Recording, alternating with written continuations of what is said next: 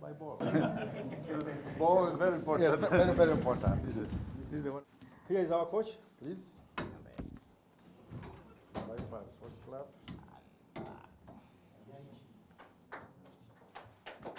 Ebingi byetusuubira mu coach ono kwe kulaba nti asobola okudifendinga liigi gye twawangula omwaka oguwedde kuba ffe ba defending champion, okukola ennyo obulungi mu Uganda Cup ate n'okututwalako ewala mu kikapu kya CAF Champions League. Sirina kubuusabuusa ti ttiimu eno gye tutaddewo ttiimu kabiriiti ejja kusobola okukola ebintu ebyo bye tusuubira.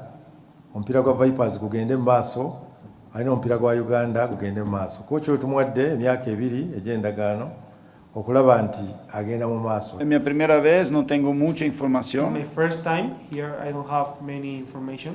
Pero But el fútbol africano, the African football, yo soy defensor número 1 del fútbol africano. I'm the first defender of the African football Porque pienso because I think que el fútbol africano, that African football, quando melhorar os aspectos, conceitos when táticos, it improves the tactical concepts, vai ser a potência it mundial. will be a world up potential, top world, E Uganda não será diferente. and I'm sure that Uganda will be not different.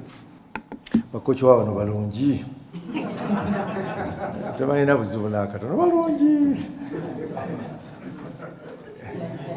Tebalina mutawala n'akatono, balungi era temubagayanga n'omulundi n'ogumu, balungi. Tebalina taabu. Naye bwe ogezaako okuyiga ofubanga nnyo okufuna ate akusingako.